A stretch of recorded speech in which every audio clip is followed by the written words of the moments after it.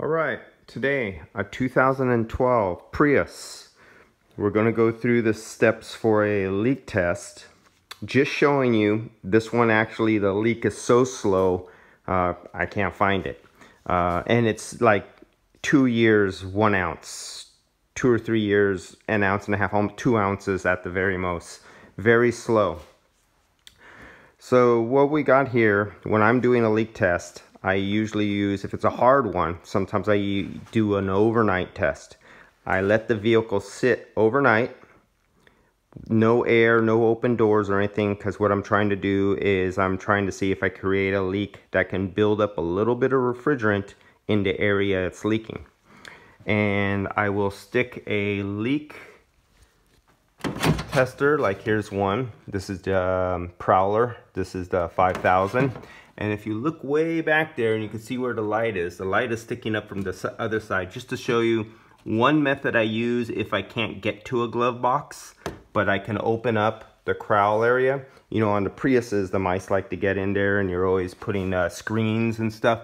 Well, they corrected it by this time because they have these little flaps over here on the side that actually stop mice from going in the sides, and they put a fine screen mesh under here to stop the mice from getting to a Prius and eating things up and making their nest down in your HVAC box. So I'll actually take a leak detector and you'll turn on the leak detector. Sorry about the noise. I'm going to turn this off because it's really irritating and it just keeps going like that. So I'll take a leak detector, and after a vehicle has been sitting overnight, this is for the really hard leaks, when you think there's an evaporator leak and you can't take the case apart and you can't get your optical little camera up in any of the holes to see the evaporator case. You put a leak detector, say maybe there, if it was on a vehicle you couldn't get to through the evaporator case, but I'm going to show you some other things on the side. This is a heated diode leak detector, and this is an actual plug-in one. This also makes an annoying noise on the camera that the microphone picks up really loud. So this is another one. You might have a leak it's really rare on the Priuses, but there's the expansion valve, and I'll point that out to you. This is the expansion valve right here. And so say you had a leak somewhere back in the expansion valve area and it's really slow. As you can see, when looking back there, there's no oil film or anything, and you can't see. Sometimes you'll see an oil stain, but sometimes somebody will mistake a dust buildup on water as an oil stain, and they'll start changing parts. So if you see at the top of the expansion valve, there's some dirt, some dust. Let me get back there. If we can see this. See that? Now it looks brown and dry on my finger right now. But when this vehicle is running, like any vehicle, that is the suction line on top. The suction line will get wet and it'll actually condensate. If it's properly charged, there will be water sitting on top of this line right here. And as you're driving around, dust will build up on it. Well, everybody's been taught, oh, if you see a dust stain, an oil stain, it'll be black. That means you have a leak. So change the part or change the O-rings. Not necessarily. Many times when this dust gets wet from the condensation, it turns black. And to your eyes, it looks just like an oil leak. And so a lot of technicians falsely start changing parts because of dirt and water, not because of oil refrigerant leaks. Another common one, you will not believe how many Prius's hoses don't leak. Very, very rarely. It is so rare. So on the regular Prius, this is the Prius C. On the regular Prius, the hose comes up, it comes over this way down here, and it goes down and it makes a curve and it comes up and it goes into the compressor. Well, if we can see, here's mine, and if we can see, this is the hose, this is the suction line hose where what I'm pushing right there, that right there, that is the suction line hose. So that hose gets wet, and if you look at the fitting down below, somebody will go, oh, you got a leak. because there's a lot of dust buildup way down below right there. So do you see that? So that is what's called a leak. But no, that's just dust. And it's dry dust, but I was using my air conditioning, so it was wet and it turned black. But when it dries out, it turns powdery. It turns like this instead of black. So there's a couple shops I know that have been changing hoses on Priuses and saying they're all leaking. They're always leaking at that place, so I change them because I see a dust spot, oil.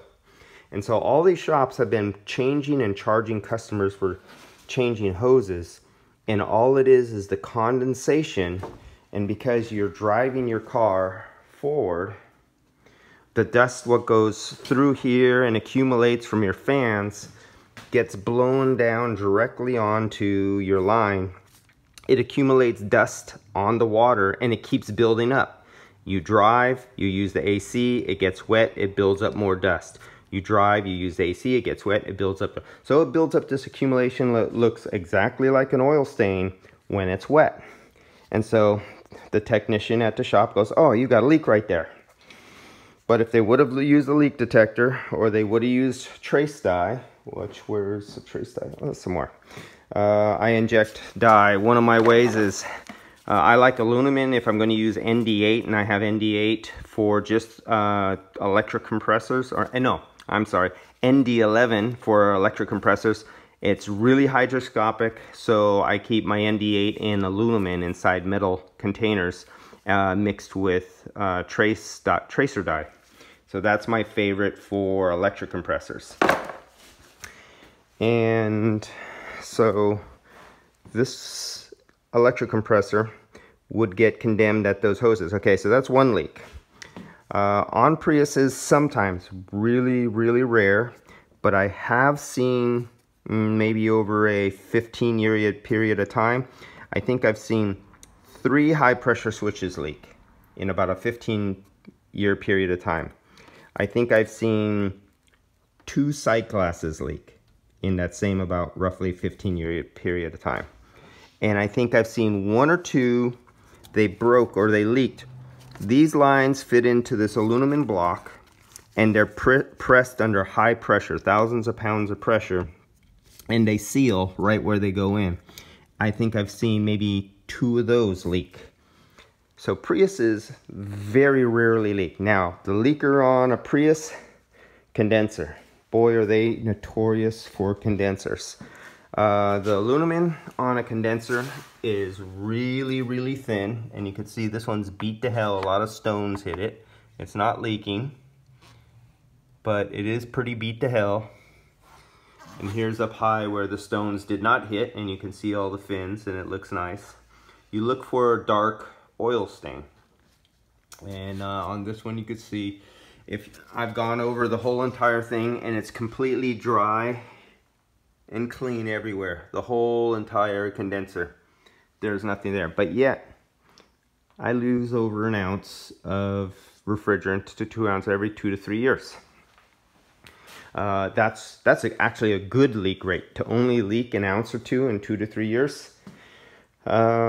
This is a 2012, and actually recently this year, I haven't done it in a couple of years, I started noticing my air conditioning not quite be that nice biting cold that it always is. And so let's take a look. Now, I change my cabin filter every year, somewhere around December or January. Actually, yeah, December, January, I change my cabin air filter. And when I came out here, but remember, I run my air conditioner 24/7. I should have changed my air filter a few months ago. I run my air filter, or my air conditioning, 24/7. Well, not 24/7. I go to work. This is my work vehicle.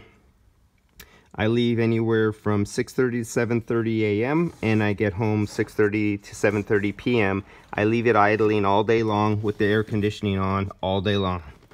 So this is a nice dirty air filter. Let's see, we got some light here. Let's back this up to some light. Let's put the light in it.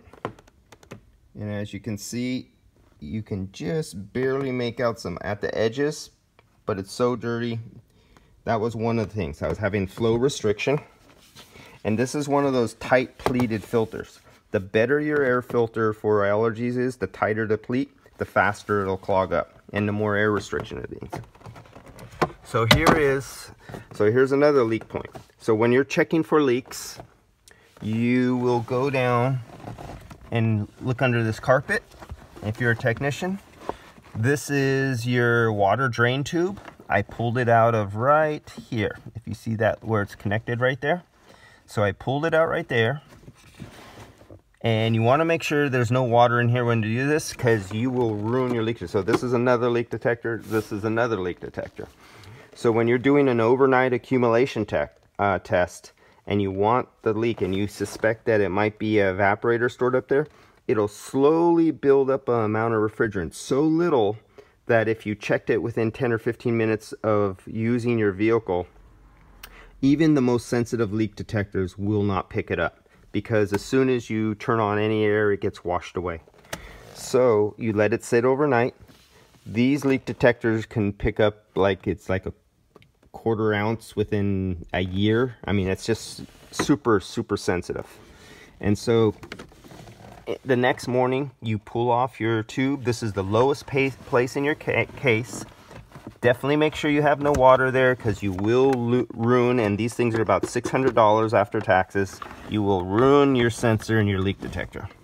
So, and you stick it right up that hole, and you would have your leak detector and you would pick up from right there. Another one you can do is you take your leak detector down here in the fan case. Say for some reason you couldn't get to this.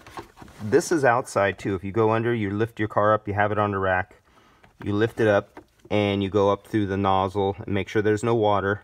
And from underneath the car, you can stick your leak detector up there. Another thing you can do if you can't access this and for some reason you can't access that and you're a little bit lazy, well, maybe you're too lazy to pull out the air filter too.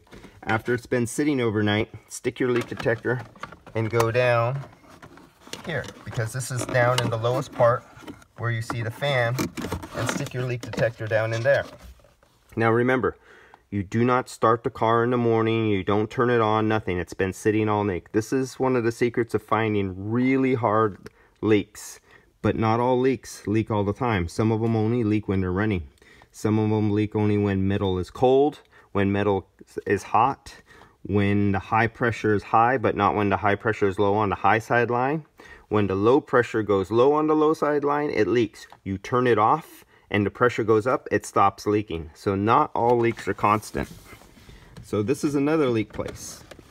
Another method of leak testing is if you had a slow leak and you're doing a leak check. Well, you're leak checking with one of your other leak detectors around the whole entire car, and you may not have enough time, and the car came in. You park it somewhere where you're not going to move it. You leave it a little bit of time, 10, 20, 30 minutes. Maybe you don't have more than an hour at the end.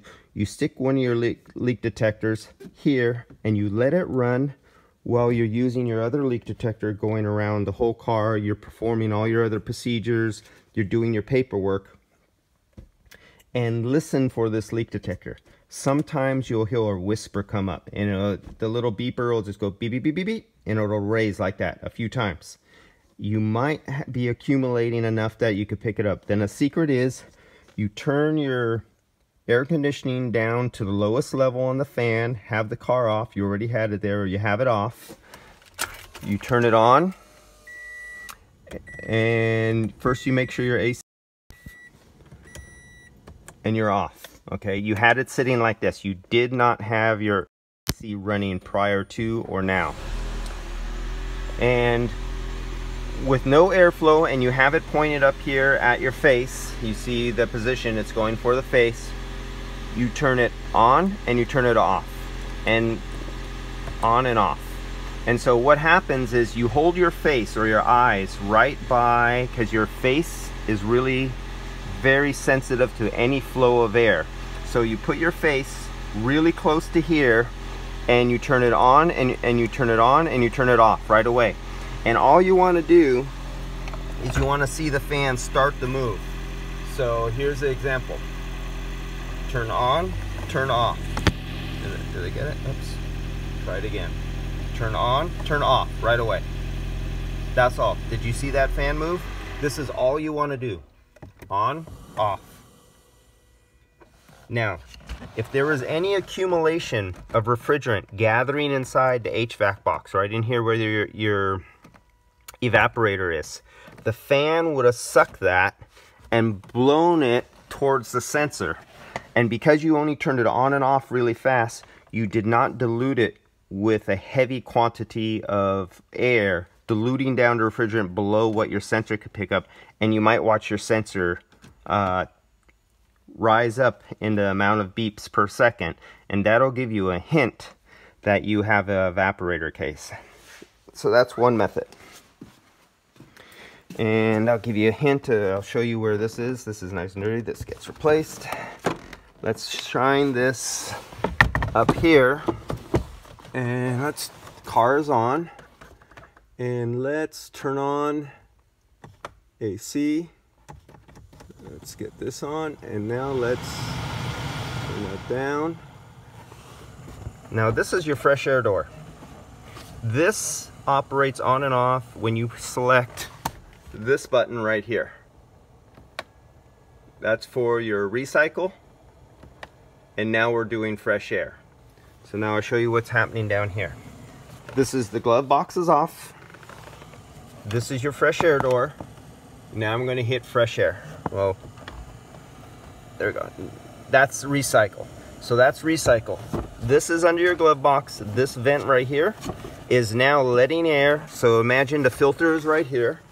And let's pretend I stuck the filter in. And we have the cover back on here. And this is open. It's sucking air right here. Now watch what happens when I hit the button again. It just closed off the air from inside the car. So you're now pulling air from outside in front of the car. And your air source is coming from the cowl here through these vents. It's coming right down here. And you see that opening where my leak detector is going right there? That is where the filter was. You're actually able to see the filter. If I stick my hand way down here, and if I could get my fingertips way here, I could literally touch the top of the air filter where I took the air filter out. So this is your fresh air source right there.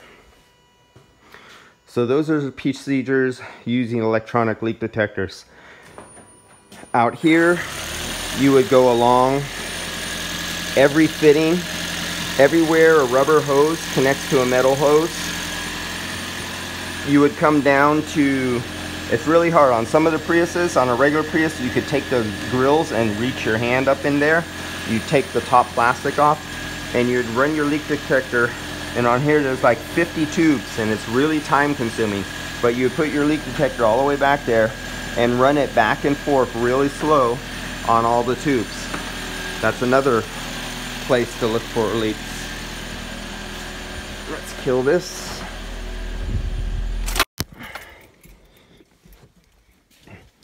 Then our other method of leak detecting, I talked about using the UV dye, would be a UV light. OptiMax Pro. This is my to-go light. Actually, I just ordered the newest version of this, and I will be comparing it and doing an A and B comparison. And we will see if the new one is as good as the old one. Sometimes newer isn't always better.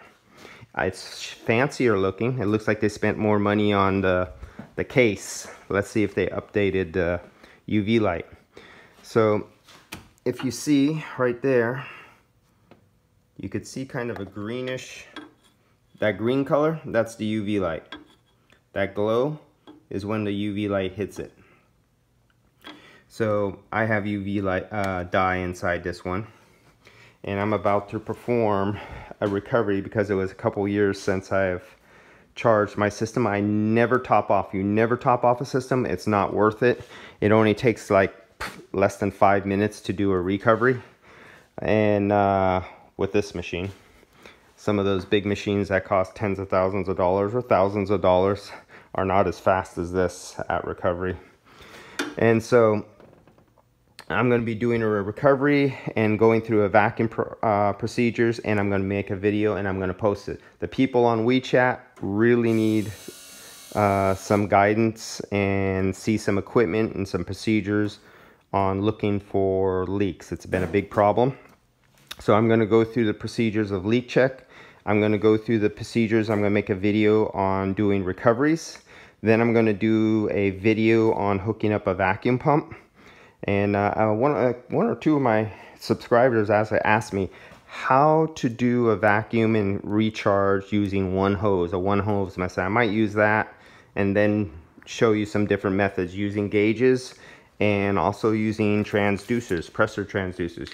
You don't need gauges, just a computer screen, any kind of screen, even your phone, and you could use these in place of pressure gauges, temperature sensors, other temperature sensors. These are for measuring the temperature of the lines of the refrigerant, high side, low side. This is for taking the inside and outside temperature of your evaporator and the air going in. So that covered that. Tracer die, vacuum pump. This is another vacuum pump that I'm still testing in-house, not bringing it out on job sites yet. I'll do a review on that. As for tracer die, this is the one and only tracer die that I recommend. I've been using it for over 30 years by this company. So it's a little expensive. I think the list price was $269 for a quart of this stuff for 32 ounces, but you can find it cheaper than that. This is for, of course, a shop who will have guys and stuff like that. A do-it-yourself person would not buy that much. So the UV dye, basically all you would do is you would go around and go on every component and follow the components all the way from one side to another, all the way down to the compressor. You might have to lift your car and take the bottom cover off to see the bottom of your compressor, and that's using a UV light. And like I said, this particular one, they stopped making this one and they replaced it with a new one, Opti Pro Max. If you could find one of these old ones, they were a great light. They have the 3 stripes. They make a 1 stripe, a 2 stripe, and a 3 stripe. You want the Pro and it will have 3 stripes. Don't buy the 2 stripe, don't buy the 1 stripe. Get the one with the 3 stripes. I bought them all. That's why I own the one with the 3 stripes now, and you won't even see me ever use the other ones. They're not as good. Just get the 3 stripe. And I think that's about it for the video for equipment to use, where to look for leaks using. I no longer use vacuum with the earplugs. I would go on your headphones. I had the old one from back in my dad's day, and when I was younger, cars were really easy to get to, and you could find leaks using the sonic leak detector that looks for vacuum leaks when you're under a vacuum. That worked great back in the days of old Chevy 350s where you had all the room and all the lines were exposed. That was great. Nowadays, not so much no more. Using a vacuum leak detector with the microphone and the special headphones and everything, unfortunately I gotta say that kind of went the way of the dinosaur because it's just too hard to get to components. Nitrogen leak detecting, I made a few videos on nitrogen leak detecting, and you can see that in action on other cars that had leaks, so you can see how that's worked on some of my other videos. I'm going to cut this one off here because, vacuum leak detect. I've made videos on that because I know this car doesn't have a leak that can't be found by a leak detector. It can't be found by UV dye. It's the normal leakage that comes through the rubber hoses, seals, and components that are all down to less than, say, a gram per year. Okay, so they design everything to leak. Everything on a car is designed to leak. They know it's going to leak. There is no leak-free system. It's not solid metal lines that are all welded up or brazed up with silver made out of metal. Even metal, pure metal, leaks through the metal, but it's incredibly low, but it has a leak rate. There's actually a measurable leak rate through metal lines. But on a car, you have rubber. For every inch of rubber you have, there is a leak rate. For every crimp at every side of a rubber hose, there is a leak rate. For every seals, for every gasket, for every metal crimp, each one of these devices, this is threaded in to this metal block. It has a sealant where it's threaded in. It has a leak rate. At that expansion valve, you have 2 lines in, you have 2 lines out, and you have 2 gaskets at each side. Each one of those gaskets has a small amount of leakage every year, but you can't measure it with a leak detector or bubbles or anything like that. But guess what? If every component on here has a 1/4 gram, a gram of leak rate every year, add up every one of the junctions. You have 2 fittings at the condenser. You have 2 fittings going into the compressor, 4 fittings going into the expansion valve, maybe 2 more fittings going through. Some vehicles have short tubes that make it over to the evaporator, and you'll have another 2 connectors. And some will have 3 or 4 or even 5 sensors connected into the lines with threads with tape on them or adhesive as a leak sealant, but they all have a leak test. So every vehicle was designed with a known leak rate. This is just something you can't get away from, because it's not like your refrigerator where you have a compressor built in a metal case and then they welded it inside a metal ball, and then they have metal lines that are silver brazed and there's no opening, there's no external sensors. Even the service caps ports were removed on refrigerators. They cut them off, they crimped them, and they silver brazed the ends so they can't leak. That's why most old good refrigerators, especially the ones built 60 years ago, lasted 40, 50 years, where cars mostly always leaked. So you have to know that all cars were designed to leak, some more than others. Catch you on the next video on performing a recovery. 2012 Prius.